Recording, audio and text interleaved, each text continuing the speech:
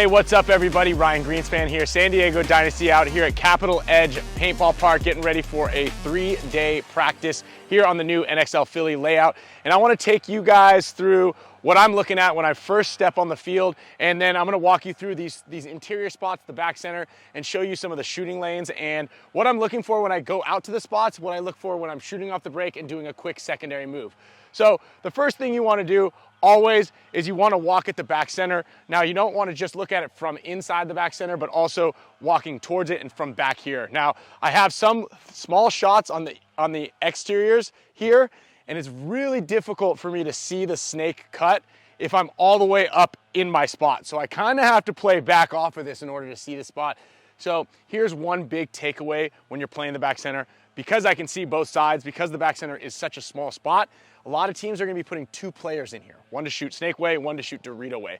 So what you want to have is an open, clear line of communication with the guy you're sharing the spot with, and talk about who's going to go up into the spot and who's going to kind of sit back a little bit, because the last thing you want to do is be bouncing off of each other, walking in here, disrupting each other's shots. Now, for a snake shooter, you kind of want to be a little far off the box to shoot this.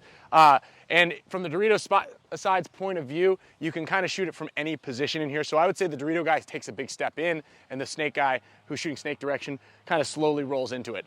The vision on the snake side, you're going to want to shoot the interior shot first, basically to this can, so you can see which direction and how the snake runner on the opposing team is running, right? So if he's running out along this back line, when he gets to about here, the back center can see, and you can adjust your gun high for the corner or low for the snake. Again, if he's running like this, you know he's kind of going towards that snake cut, so you can bring your gun down low a little bit.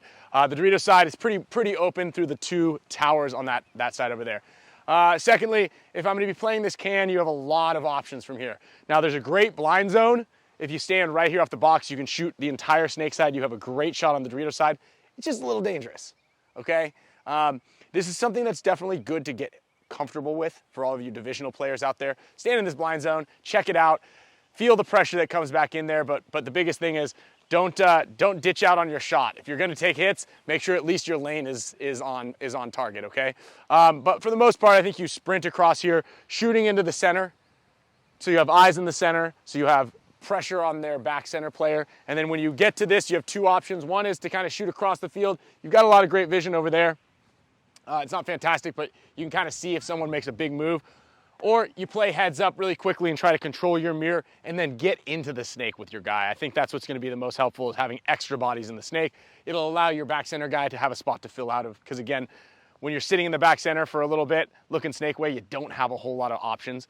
And then quickly over to the Dorito side, this little Dorito here on the inset is a great spot, but it's dangerous to get into.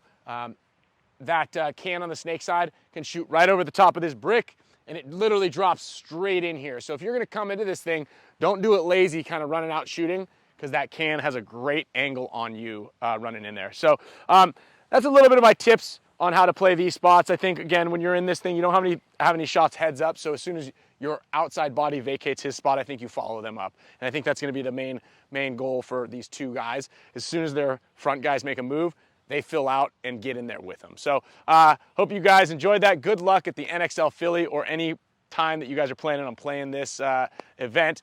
Big thanks and big shout out to BFPGear, all of our sponsors, Dynasty and Dynasty Champions Club. Hey, this is Chris Schehr from San Diego Dynasty. We're out here in Sacramento for the first layout practice that's just come out for the Philly event. Wanted to kind of go over the Philly layout a little bit for you, specifically on the Dorito side. I think it's going to be a pretty fast field. On this side so far, from what we saw yesterday, you can't see a lot on this side. So I think some of the key bunkers that we're going to see played a lot, especially off the break, is going to be this first big Dorito here and this tower outside. I think both spots have good spots to move to after the breakout. But then keep in mind, it's hard to see over here. So it's going to be a lot of movement, and it's going to be a lot of surprises that's going to come up throughout the event. Otherwise, I mean, the tape on this side is completely straight down the wire, so you're going to be able to see your mirror if you're playing against a guy that's out on the tape as well. Otherwise, I mean, it's pretty standard, wrap and go type field, and super excited to play it.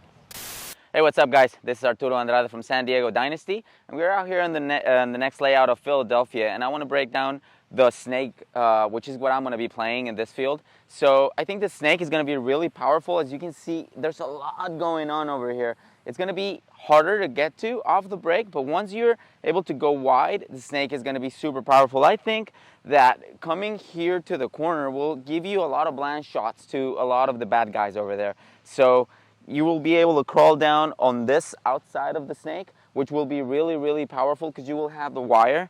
And I think this and that one over there are definitely going to be the best bunkers, in my opinion, on this snake side, because you're going to be able to hold the wire, stay alive, and shoot a lot of inside shots, right? And instantly you can do a counter punch. And I think that one and this one are going to be key spots on the snake side. So if you go inside over here, I would assume and I would think that what you want to do is you want to crawl down as long as you can and get to their side if that's possible. And I think that's going to be key, and you're going to see a lot of guys go through that little tunnel in between those two big bunkers, and I think that's going to give you the most payoffs. You can come over here with me and you can see that if you are over here, you start to get those key kills over there on the Dorito side, right? So what you want to do is you want to either go this way, which is dangerous, or go to their side. And I think that's going to be key. A lot of people are going to come to the other team side, like let's say here right now,